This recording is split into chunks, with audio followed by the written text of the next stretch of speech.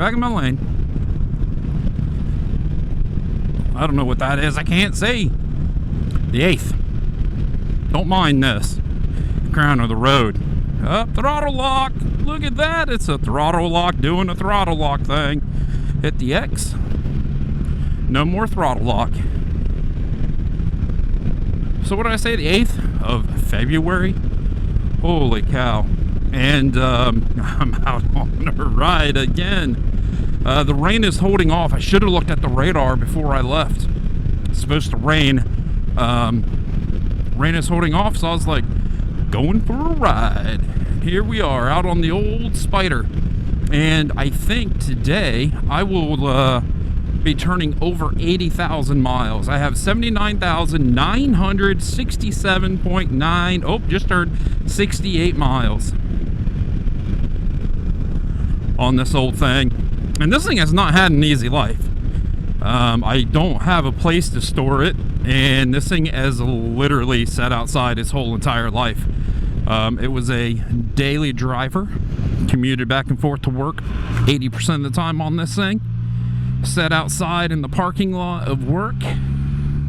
It wasn't until maybe the last year that it actually sat in a parking garage up in Grandview Heights, Grandview? Yeah, Grandview. I don't know, one of those up in Columbus. So this thing has literally been outside in the weather its whole entire life. It's been through a ton of salt, a ton of rain, and people would probably be like, how could you do that to a Spyder? Well, I bought this Spyder to do that too. I knew getting this Spyder, it was going to see everything, and it has. And we're at almost 80,000 miles. I remember turning 70,000 miles and know exactly where I was at. I left on a Saturday to go to Wheels Through Time. So I live in central Ohio. I rode the 500 some miles down there.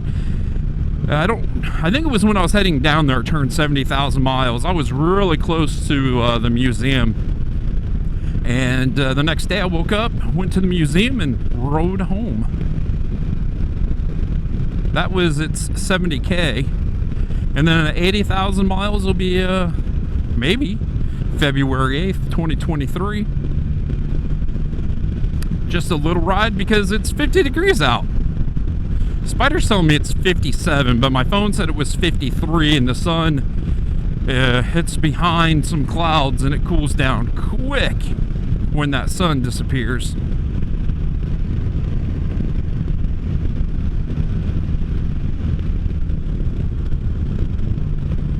Heck yeah. Oh, that road looks a little damp.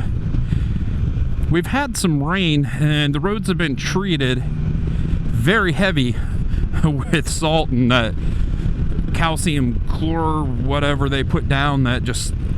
Oh, look at all that gravel. That they put down and just keeps the road damp. So I will slow down for that because I have a severely bald back tire.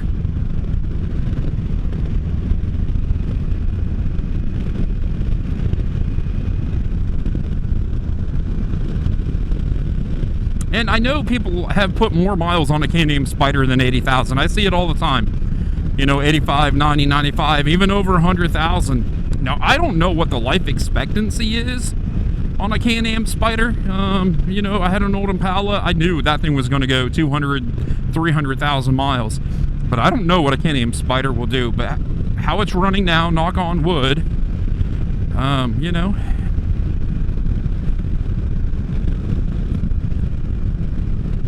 It runs good. My brother, we went out for a ride, and he was on the white Spyder most of the time, and then he did jump on this Spyder, and his words to me were, you know, with that many miles on it, you think it would, you know, kind of feel ragged out. He's like, that thing does not feel ragged out at all. Oh, there's something in the middle of the road. You know, this thing has been a wonderful machine. Hey, it's a little Ricky Raccoon.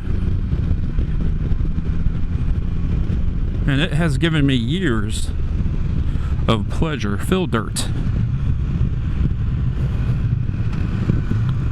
I need to come back down here and hit these little roads. I've done them in the with the little dual sport. I should do in this thing.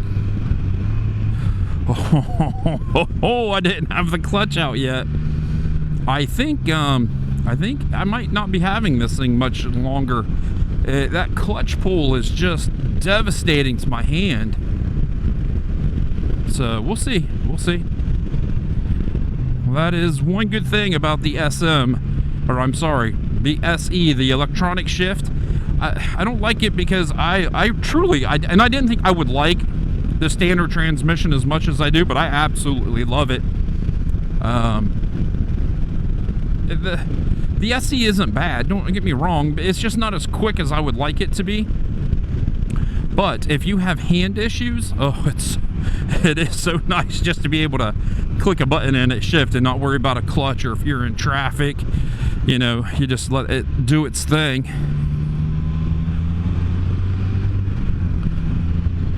And you don't have to worry about dang old clutch. But I don't think there's too many of these around, you know, with the standard. I know Beanie Boy in Australia, he has one. It's a standard. Speedster Johnny in Tennessee, he has one. Beanie Boy has an S. I don't think Speedster Johnny, I think his is just a base model like mine, but his is a 16 and this one's a 15, and there are some differences, not only the rear pulley but also the front shocks. He has the Sachs big bore shocks like what they put on the back, and this one has the actual Fox shocks that you normally would not get until you stepped up to the F3S. But for 2015 they put the good Fox shocks on the base model, so I love it. I absolutely love it. And I'm coming up to 664, and this is just going to be a little loop. Ooh, 79,973. We're getting there. Oh, what a beautiful February ride.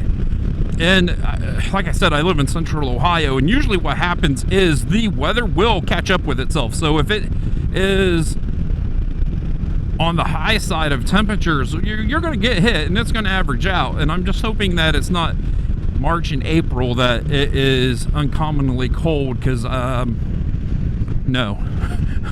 I don't.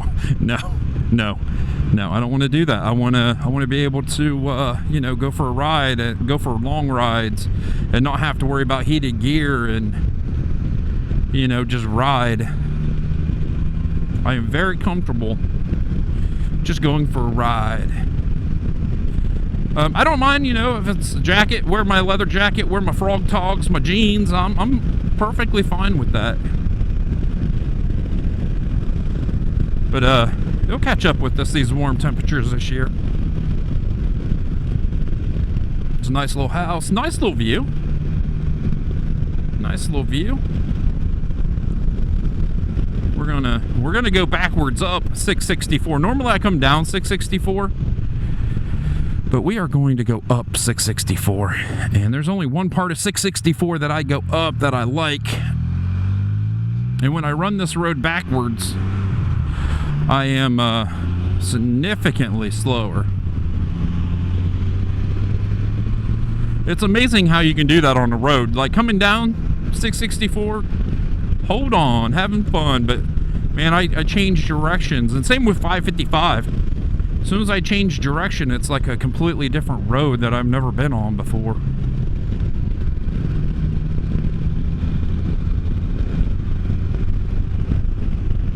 And then one more thing, and I'll let everybody go. I got my recall letter, and I've called our local BRP dealership, and I'm waiting for the recall.